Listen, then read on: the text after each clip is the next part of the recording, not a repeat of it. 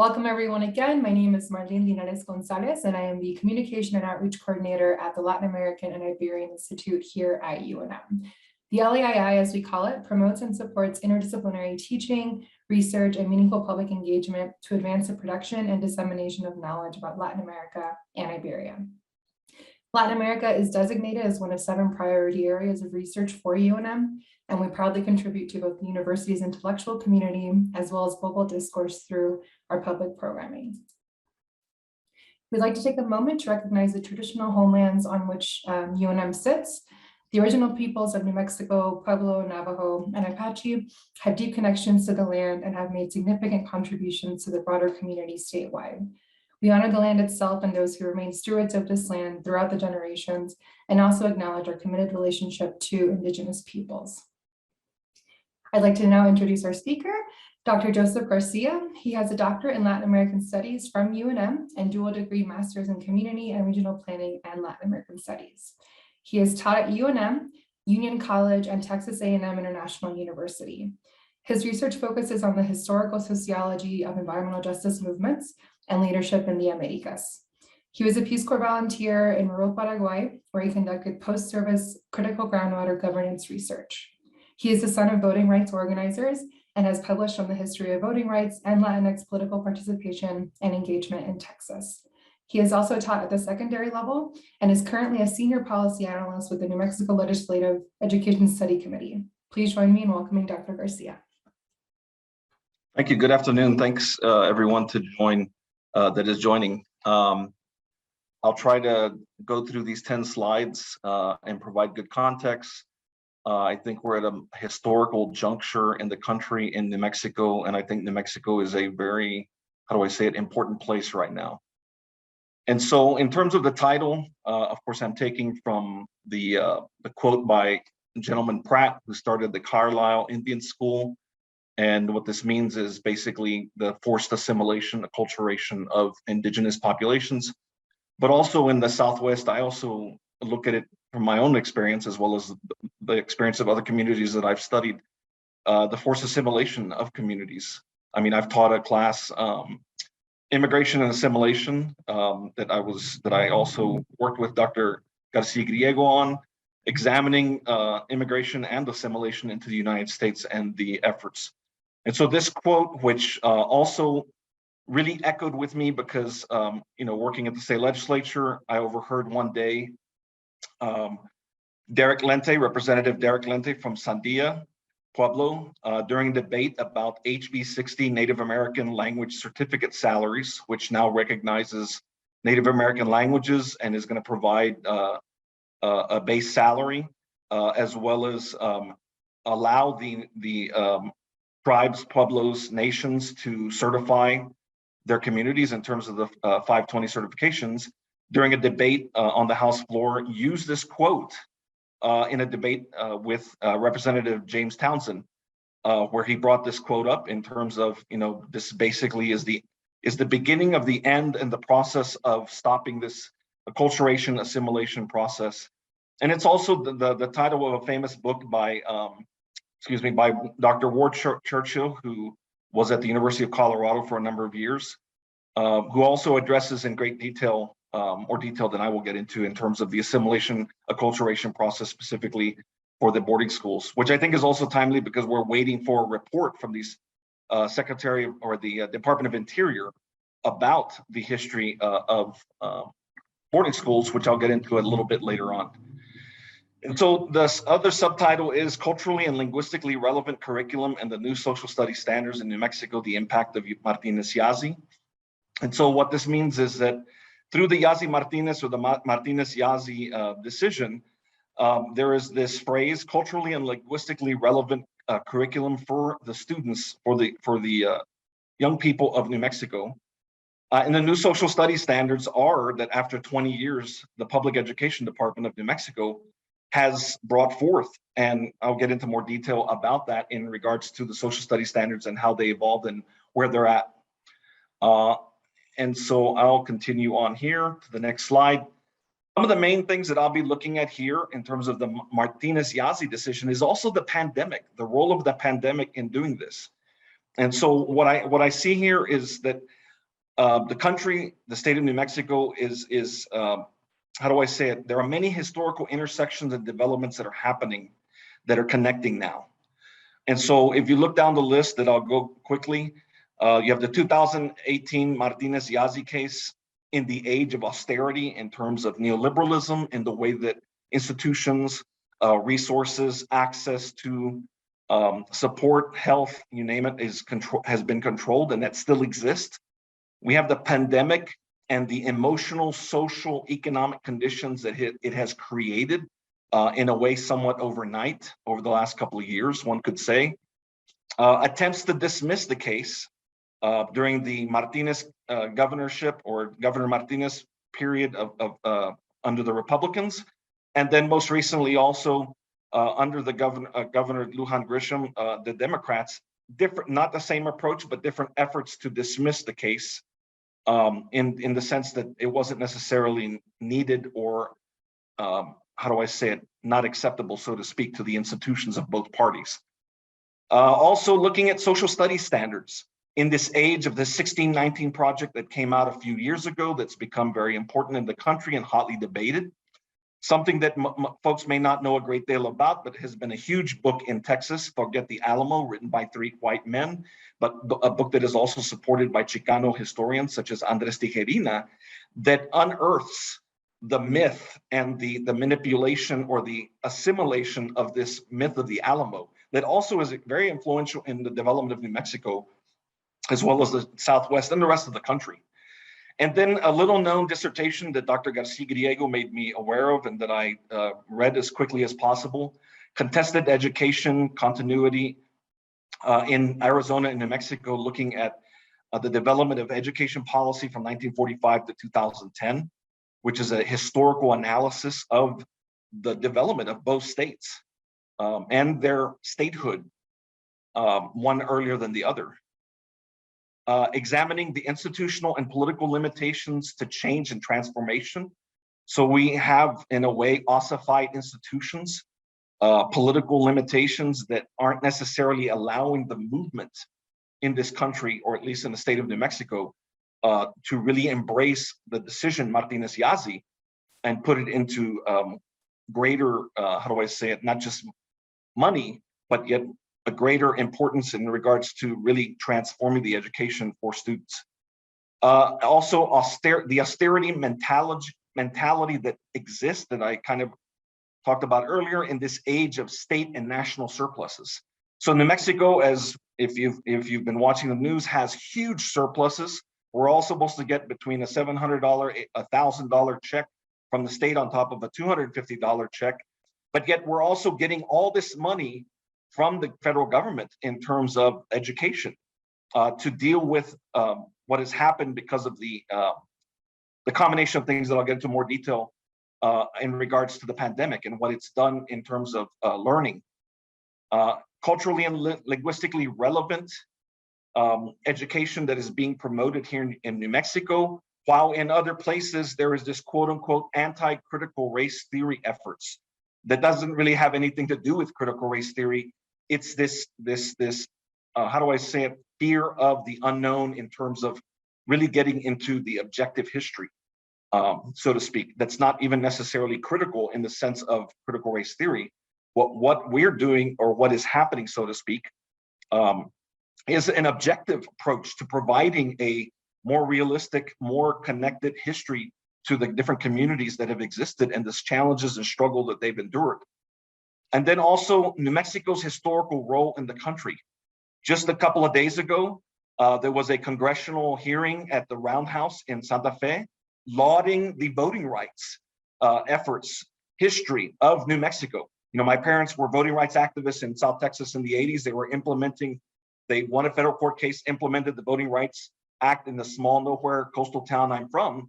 But at the same time, they were working with lawyers that were in the 70s and 80s redistricting the state of New Mexico, such as Jose Garza, Beto Juarez, Al Kaufman, as well as a host of others, as well as going to California to redistrict California. So New Mexico is lauded right now nationally, if not internationally, for its voting rights efforts, even up until this day, efforts to improve that. And then also education reform that is going on right now that is very different than the kind of, I don't know, taking a step back in regards to education in other places, especially Texas, Arizona. But also looking at how Martinez Yazzie has brought together Hispanic, Latinx communities with Native American communities, indigenous populations, First Nation populations from throughout the hemisphere in terms of cross-ethnic class solidarity, where Native Americans are in the leadership role, so to speak, or at the forefront. I mean, of course, that can be debated, but I see, as well as others, that Native Americans are in leadership roles in this interesting age of Trump, that we're still within this milieu of the country moving to the right, many places moving to the right, Texas, other places, Kentucky in the south, Montana in the west, so to speak. And so this is an interesting context and history that we're living that maybe a lot of folks aren't aware of, unfortunately. And so something I think is extremely important than just look at the meat and potatoes of the Yazzie Martinez case, but who is Martinez? Who is this family? Who is Yazzie? Who is this family? What is the history of MALDEF, the Mexican American Legal Educational Defense Fund, who I know well, who worked with my parents in the 80s, not current lawyers or the lawyers of this case, but the historical lawyers of the 70s and 80s. Who is the New Mexico Center for Poverty and Law? Who represented the Yazzie family, the Native American community, First Nations community? And why is it important to consolidate? Why was it important to consolidate the cases? And so what we're looking at in terms of Yazzie Martinez versus the state of New Mexico, just to give you a little bit of background, families and school districts represented by MALDEF, the Martinez side, the New Mexico Center for Poverty and Law, the Yazzie side, sued the Public Education Department and the New Mexico State Legislature for failure to sufficiently and uniformly educate or provide an educational system for all students as guaranteed by the New Mexico Constitution. So we're seeing a violation of the New Mexico Constitution that was enacted in 1912. The case was consolidated, both lawsuits by Judge Singleton, who has since passed away, bringing together a class ethnic alliance in the state of New Mexico of the Hispanic community and its various class divisions, as well as the Native American community and First Nations community. And so the decision, New Mexico's failure to comply with state and federal laws regarding students of color and English language learners. And so, these are words, these are ideas that are used, and we're still, under the guise of using the assimilationist terminology that has been set up. And so we're in the process of getting rid of this assimilation, this acculturation that has happened for 240 something years, at least in New Mexico, maybe even longer, maybe 400 years since the arrival of the Spanish. And so another part of the decision that was important that popped out at me was a lack of funds is not an excuse to support the BEA, Black Education Act, the Indian Education Act, the Hispanic Education Act, and the Bilingual Multicultural Education Acts that have been enacted over a number of years. And the other interesting thing is that New Mexico Public Education Department, what the decision mentions the failure to meet oversight function because of this overwhelming attitude about local control in many parts of the United States. Well, we now have a spin that I'll get into in regards to local control. Local control for Native American communities, First Nations communities to determine what they want to teach and how they want to develop their lands, their territories, or local control in terms of the historical context of states' rights in that regard that is also impacting New Mexico, be it Eastern New Mexico versus Western or Central or Northern New Mexico. And so the consolidated lawsuit can transform education to acknowledge and engage New Mexico's rich cultural and linguistic abilities of its diverse communities. And this is where we live in. We live in this amazing place, New Mexico, that has this, that I don't have to tell everybody, but has an amazingly rich history and a variety of communities. So the role of the pandemic, I think the pandemic is a catalyst, a transformation, much like the Black Plague in Europe transformed Europe, ushered in Enlightenment, Renaissance, capitalism, unfortunately, the conquest that brought forth the unfortunate situations that we've endured, our ancestors, our communities have endured in this land we call the Americas.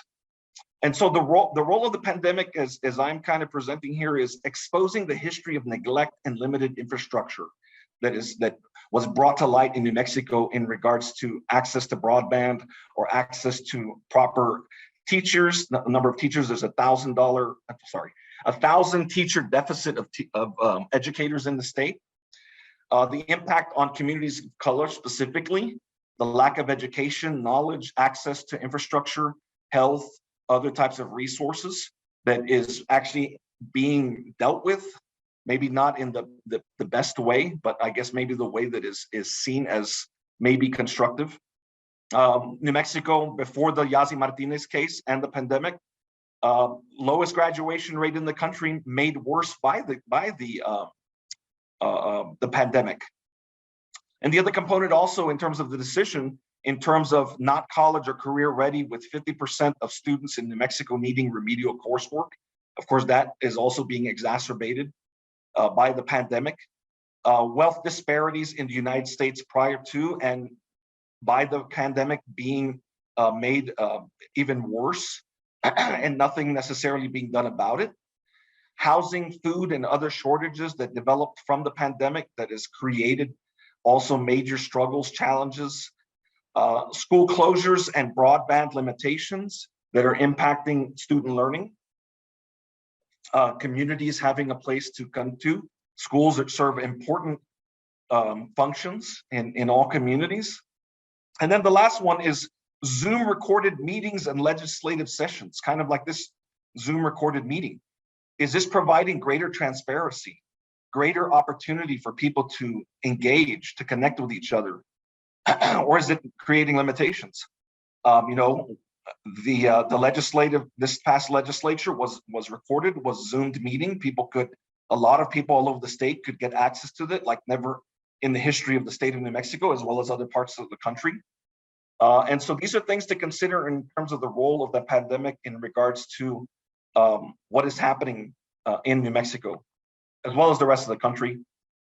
Briefly here, this is from the New Mexico Public Education Department, the 8 guiding principles of the new social studies standards that are being redeveloped after 20 years, since 2002, I believe, or 2001.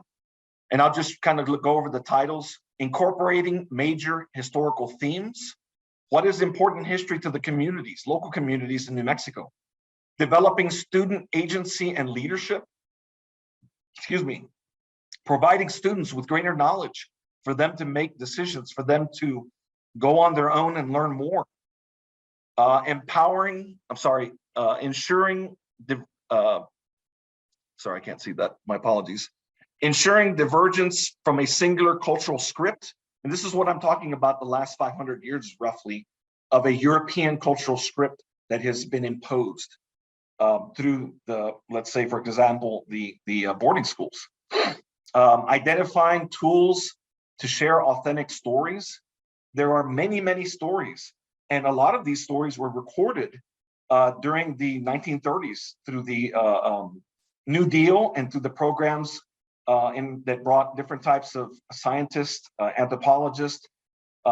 Unfortunately, some of them didn't have the best intents, but there is recorded stories, music, a wealth of information that is there in archives about New Mexico that is not used. Identifying tools to share authentic stories, supporting the development of a strong historical consciousness. And this is what is happening through the 1619 Project, Forget the Alamo, and what is behind the Yazzie Martinez case, so the Martinez-Yazzie case, as well as the new social studies standards. Empowering students to develop pride in their identity, their communities, where they're from, who they are, which can be extremely important in terms of graduation rates, being ready for the working world or for the challenging world we live in. Developing a future-focused orientation, in terms of knowledge, helps one understand the circumstances, the conditions, the challenges they deal with, and using historical events, which New Mexico has a very rich, important history of its diverse communities.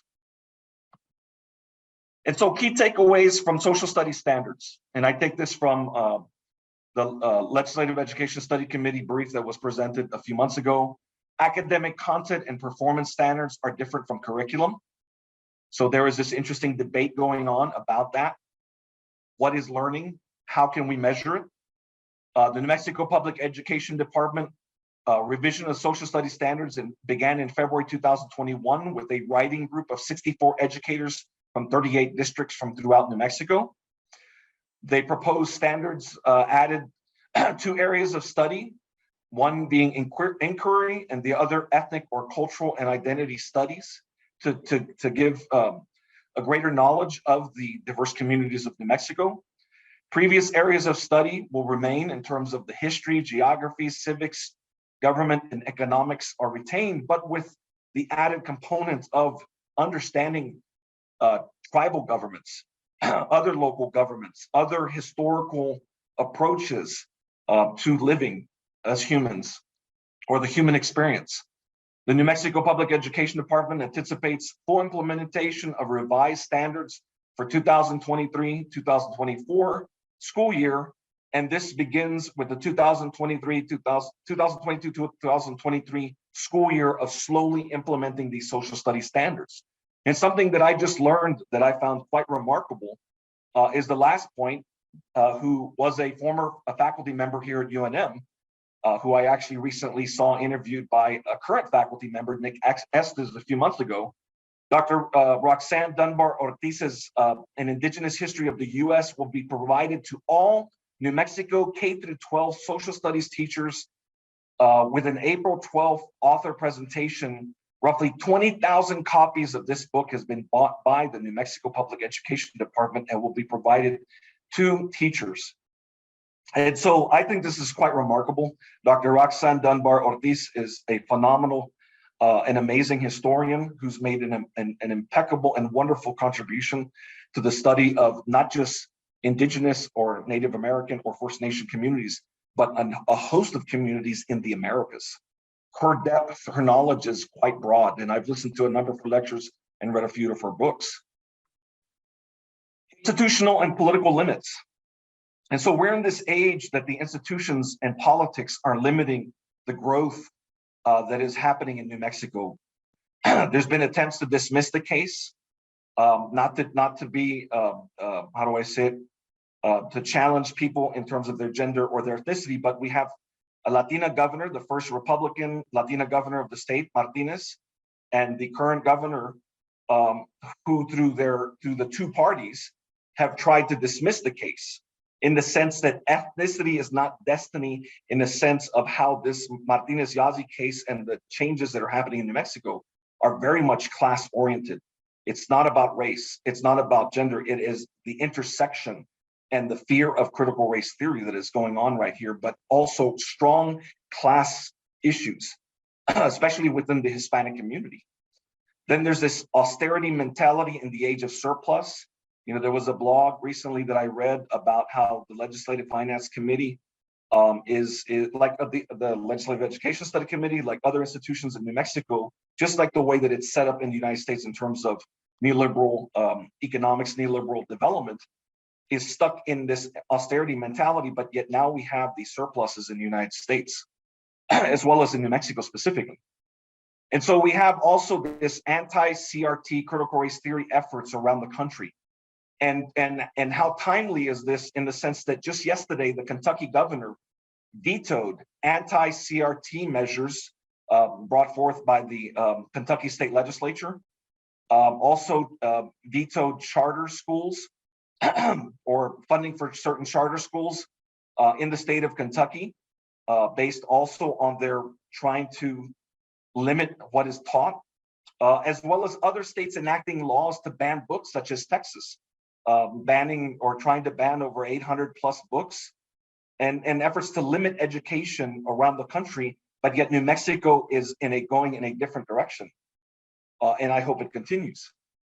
But yet also we're seeing billionaires funding the quote unquote parents' party to take back schools or take over school boards and trying to stop what is happening or what has been happening over in the country over the last 100 years or more. And so the other thing that I mentioned earlier was local control debate. So Yazzie Martinez is at the same time pressuring the state to provide more oversight, but yet it's also creating the context to where pueblos, nations, tribes are being provided, as I mentioned, Representative Derek Lente and the 520 certificates for language teachers, providing them the opportunities to develop their curriculums, their language programs, their education programs. But yet this is in contradiction to, or not necessarily contradiction, but challenging the whole state rights issue of what is behind this parents' party movement or this anti-critical race theory effort that is being used as a wedge issue or a form of making people kind of reactionary, so to speak. And then, like I said before, the 1619 project in terms of its importance and what has happened, the major debates going on.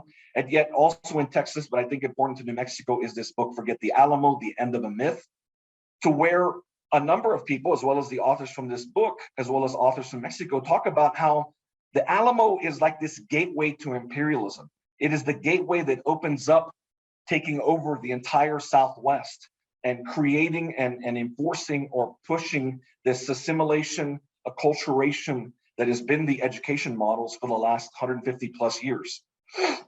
And then this 2018 dissertation that I was very fortunate, Dr. Garcia, who's the chair of this dissertation, told me about and recommended I read, is contested education in terms of continuity and change in Arizona and New Mexico, in terms of the policies developed from 1945 to 2010. That also includes Texas, the role of Texas, because a lot of Southerners went to Arizona. Arizona becomes a state a long time before New Mexico does in 1912, which there has been this approach or this idea that because New Mexico wasn't allowed to be a state until 1912, it has kind of been behind in terms of development of the rest of the country.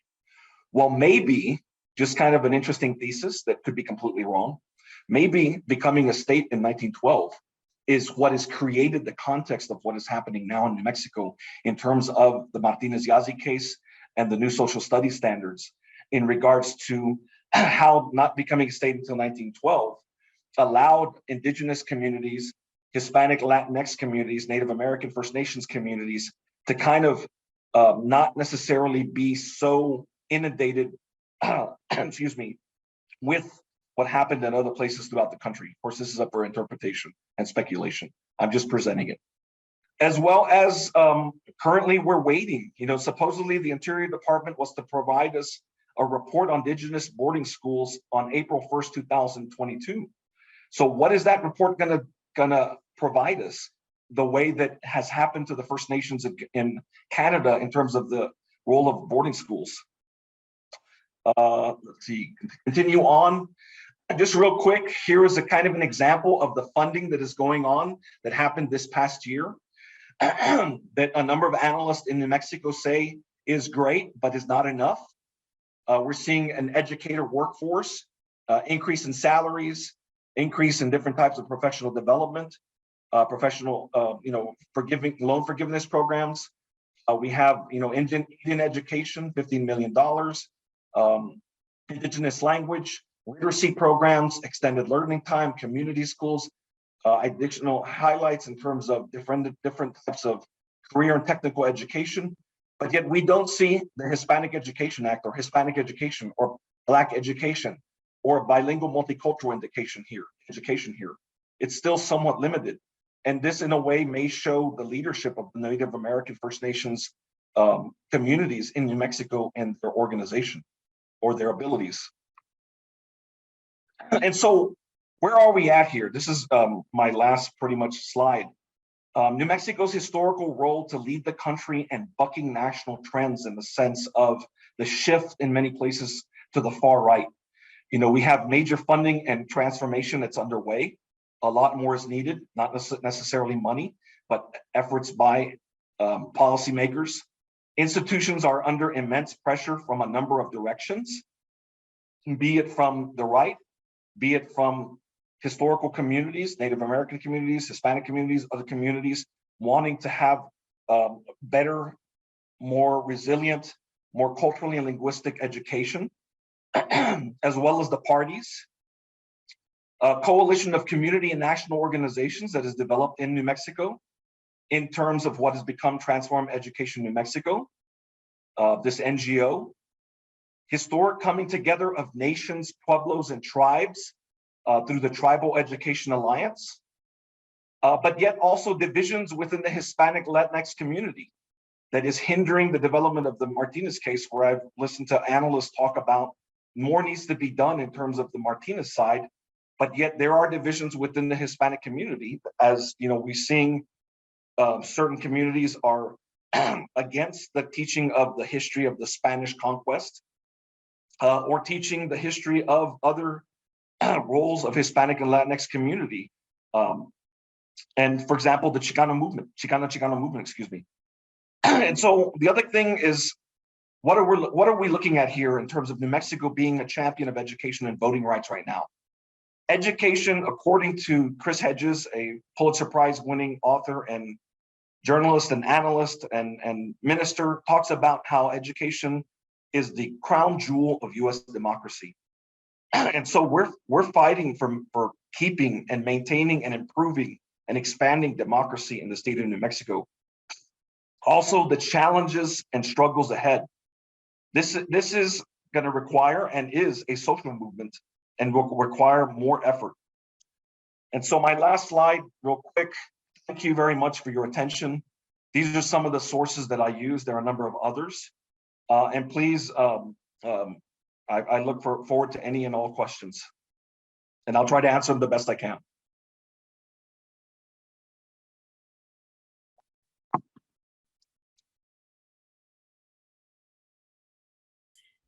Thank you so much, Joseph. I think since we're a larger group, what we'll do is if you want to speak to Joseph directly, you can raise your hand, use that little, or do something in the chat, and then, or just type your question in the chat. So, and thanks so much, Joseph. What a wonderful presentation. Thank you very much. My pleasure. This is a duty.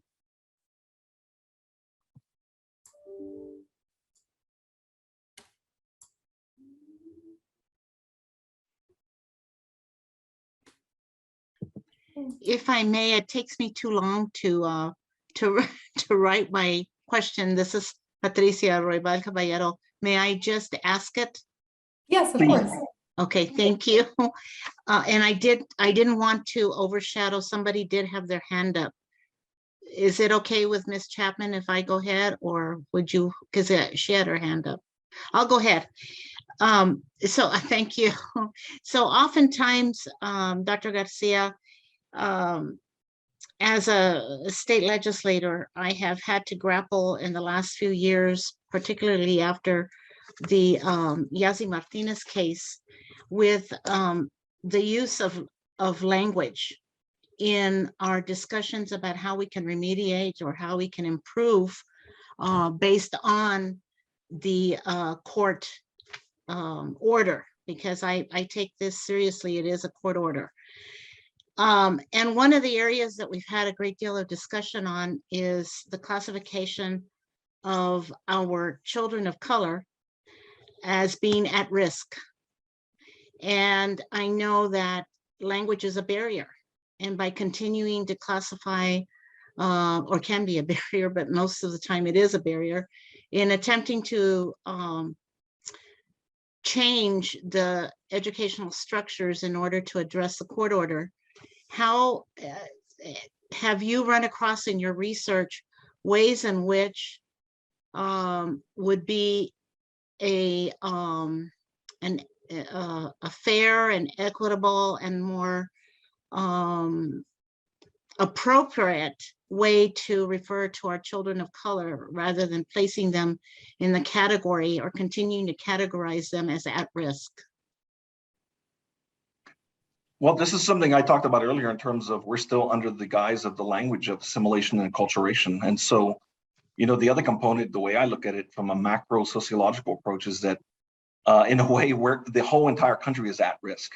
I mean, the way that our social economic structures are set up, they are causing all sorts of psychological, physical ailments and problems. You know, there's a great book called by two economists from Yale. The name of it escapes me right now, but Deaths of Despair. And so you could examine that, you know, the greatest actually risk is the quote unquote Euro-American white community in terms of drug addiction, drug abuse, alcohol, things of that nature, outcomes. You know, the life expectancy of people throughout the United States is falling, but yet we see that in the Euro-American community, there is high suicide rates, addiction rates, and part of that is because this quote unquote capitalist system is not working for anybody. So get away from students of color, different communities being historically labeled. We need to become more empathetic and see the greater society of the United States as quote unquote at risk and serious risk. Thank you. That does make sense, and that's what we've kind of reversed the discussions in that manner. And I'm looking forward to continuing the discussions because it absolutely will impact how we're developing our curriculum from here forward. But it's a mindset. It's not just the language alone, but it's associated with a mindset, and which affects the ways we approach making changes. So I'm hoping that, thank you for your presentation. I'm hoping that these types of discussions and presentations will continue to contribute to enhancing our ability to make the changes and improve them as being ordered. Thank you. You're welcome. All right, we'll go over to Cindy, and then we have a few questions in the chat. Hello, thank you. This is a wonderful discussion. I'm enjoying it very much. And I just happen to have right here in front of me a book that I think every single American needs to read, and certainly our high school students should be familiar with the things that are in this book that are so well done and so important, and that we were not taught. I'm studying it with a group of other retired educators, so we have the luxury of meeting once a week. We read a chapter, we get together, we talk about it. I'm concerned because, of course, this is considered one of the terrible things that will make children feel bad, and that it's an easy thing to put up the flagpole and say, look, everybody hate this. This is terrible. They're going to turn your children into boys and girls that they're not boys and girls, and they're going to hate each other, and they're going to kill each other and kill themselves. And so I'm concerned about if we're continuing to have a tremendous amount of backlash against the social studies standards as they're written. And I know there was a big discussion in the fall, and they would be revised based on some really good discussion that was held then, but I don't know. Does anybody, I don't know if you know about that, Dr. Garcia, about efforts to try to get rid of the social studies standards? Well, I don't think they're going to get rid of them. I mean, they're going to be going forward. I mean, as I said earlier, they're providing 20,000 copies of Roxanne Dunbar's Ortiz's book, and so I mean, I think that's quite remarkable because she's an amazing intellectual, and you know, has a Native American background from Oklahoma and has knowledge from throughout the Americas, not just of indigenous First Nations communities, Native American communities. So I think this is you know, in place. Unless there's some kind of, you know, massive rebellion. I don't know. I mean, who knows? You know, maybe these billionaires, Koch brothers, or whomever is funding these campaigns for local school districts may start something the way they did in Virginia, but I don't think so. Virginia is very different from New Mexico, as you may know better than me. You know, the heart of Dixie, the capital of Dixie. So. But thank you very much. You also make me think in terms of the 1619 book, the Forget the Alamo addresses the slavery issue in Texas in detail, and how the Alamo was fought to make Texas a slave state. And Santa Ana crossed into Texas to defend Mexican territory and end the slavery that had been brought into Texas. So this is, you know, thank you for making me think of that in terms of the 1619 project.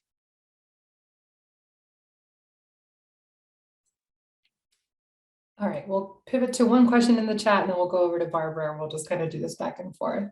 I think we've answered most of these. When will the new social studies standards take effect? As I showed in the presentation, 2023, 2024, they will be fully implemented, but they will begin this year. And then I'll add another question. At what age do you think is too young to mention briefly the history of Indian boarding schools? Is there a standard in the curriculum outlined? Yes, there was a standard when they began to teach that. I mean, it's I've read the standards and the way that it's set up, and there's a slowly easing of teaching certain areas and topics. I don't know what I have to go back in terms of what I've read in terms of social studies standards, but it is organized in a how do I say it, a process of teaching things that are digestible for certain ages, or you know, for them to understand, but also provide them the mechanisms to learn on their own, or at least try to. Okay, we'll move over to Barbara and then some more questions in the chat. Thank you. Hi. Lots of stuff going in my head. And Joseph, I appreciate your presentation. And I think you're a big picture person too, trying to plug in all the little ongoings to what the big crisis is.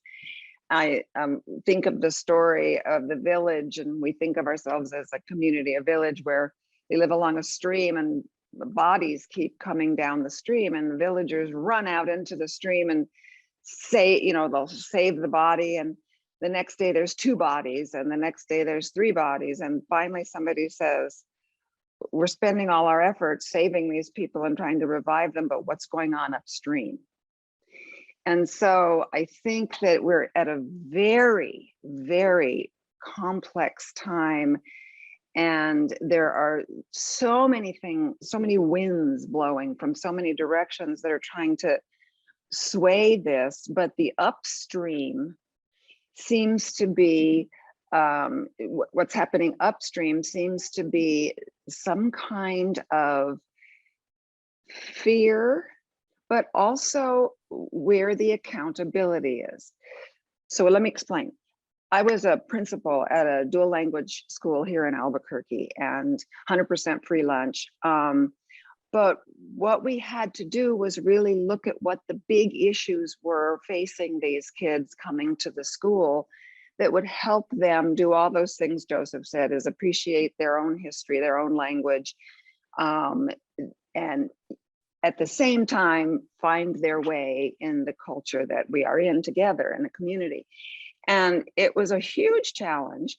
But one of the things that I learned was you have to really spend the time. If you have an expectation, you have to spend the time to support people to reach that expectation and then hold them accountable. And what will happen, I'm afraid, unless our voices are heard and we go upstream to where the things are happening, is that there will be decisions made, like exactly what you were saying, like, wow, these teachers are all going to get these books about the Native American experience and the boarding school experiences and all of these, this good, rich background in there. They bought 20,000 copies of them.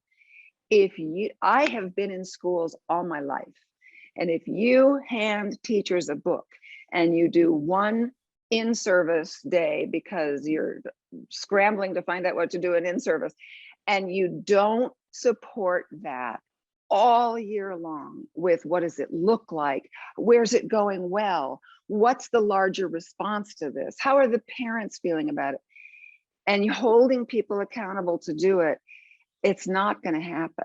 So I really praise downstream efforts, but if we don't put some kind of effort in accountability, in training, support, and accountability, it ain't going to happen. Thank you.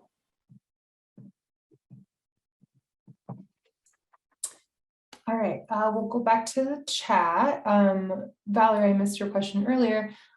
She asked, what's the status of implementing the Indian Education Act of 1969 in New Mexico? Yeah, and may I add, I just wanted to know if a full immersion language program might be a possibility in the languages of Native people. Well, that's going to be determined by the different communities, the different pueblos, nations, tribes. That's their decisions. That's the tribal remedy. I forget the title of it. It's here, Tribal Remedy Framework and Pathways to Education in Native American Children. That's going to be their decision. In terms of the Indian Education Act, I think finally we're getting some. There's some movement in that direction. Not as much as wanted. There were a number of bills that weren't. There were bills that were presented by Representative Lente last session that didn't get anywhere. There were bills that were presented that did get somewhere. The 520 certificates, recognizing that the communities, pueblos, nations, tribes determine their curriculum, their language, who are the experts, and other sources of funding. But it's just the beginning. I mean, a whole lot more needs to be done, and so it's happening, but probably not at the level that the tribes, nations, pueblos would like.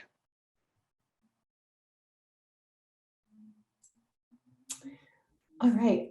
Michelle asks, is there anyone here who has worked on it? Which I think you mean Albuquerque, but let me know if I'm wrong. How will methods and materials change? Will there be material prepared by Native and Latino groups?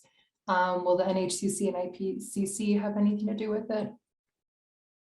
Well, those are the 64 persons from 38 districts that were brought together of different communities. I know of a professor at NMSU, Dulcinea Lara, that was a part of that.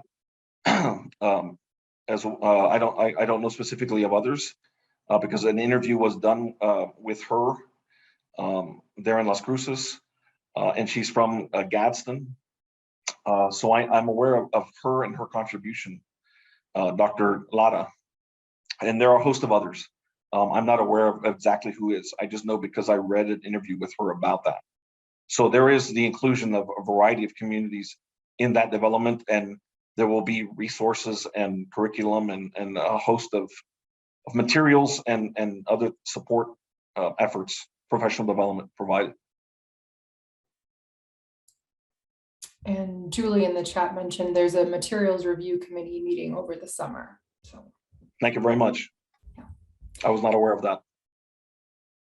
Lois asks or says, very little is said publicly about students with special needs / disabilities, so they are identified as a relevant group that does not receive a sufficient education in Yazzie Martinez. How are the LESC and the legislature and PED addressing this population and its needs under Yazzie Martinez, and as it is a population that includes all the other racial / cultural and socioeconomic groups in the schools? Well, that's what I talked about in terms of the limitations of the institutions of the politics. And so this is what is happening. Not to the fault of any specific person, but the institutions and the politics of this country is hindering that from happening. And so we have to find ways to circumvent that, which is what has been done historically by the communities of New Mexico to survive, to thrive, to have a voice. And so it's an ongoing process.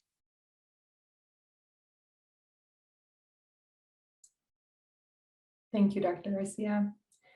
Thank you.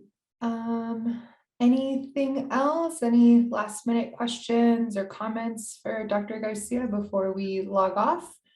This presentation is being recorded and it'll be available on the LAII's YouTube channel, so you can revisit and all the wonderful resources that Dr. Garcia shared. But yeah, just wondering if there's any other last minute comments or questions. Patricia, go ahead.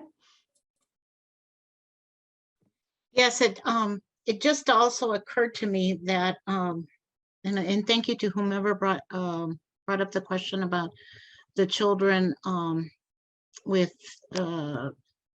disabilities and special needs, because the legislature is paying very close attention to those populations, and there is a strong effort to make sure that the part of the court order, it's a long order that addresses these populations are not lost or drowned out in the process. So we're being very intentional about that. But the other issue that came up during the court proceedings, and which we tried to correct, but unfortunately not all our legislation was heard, was placing back, we understand that our children come in and we have to address our children as communities, not as individuals, because they're communities with families and then they live in communities. And as such, there are many factors that involve their abilities or their educational attainment. And one of those areas is the social and health factors. And so there was legislation introduced to make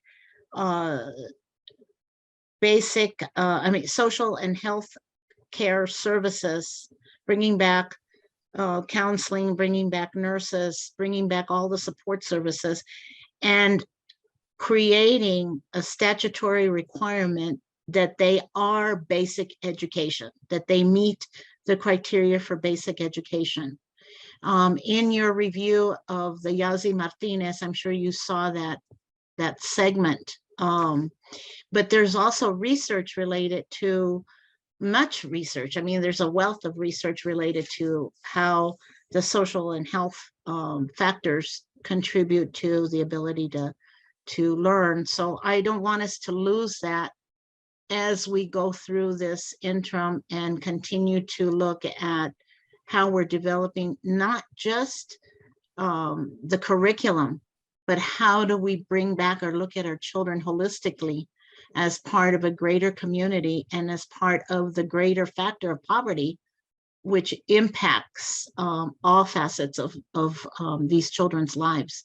So I just bring that up. It's not necessarily a question, but one in which LESC, Legislative Education Study Group, our legislative education committees, our PED, all of us that are involved in education have an obligation to continue that holistic approach, because we just don't live separately from those factors that you so aptly also identified in your presentation.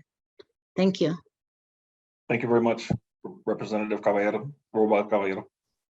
Okay. Real quickly, just to add, Valerie, who I know very well, Rangel, brought up a very important issue, water and the environment, environmental racism and the views of water by different communities in New Mexico. And so this is extremely important. Thank you, Valerie. And also thank you, Dr. Lois Myers, who I know and have read her work and seen her present her international research on education. But yeah, the other thing that's going to be a huge issue right now, or now and in the future, is this 1,200 year drought that we're in the middle of, and the way we're going to have to come together and develop more, how do I say it, inclusive views of water and resources. And thank you very much, everybody. And thank you, Marlene. No, thank you, Dr. Garcia, for the really engaging presentation. This was lovely. And thank you everyone for joining us this afternoon. Like I said, the video should be up here on our YouTube page in about a week or so. And feel free to reach out to me if you have any questions or want to be connected with Dr. Garcia. Have a good afternoon. Take care. Thank you.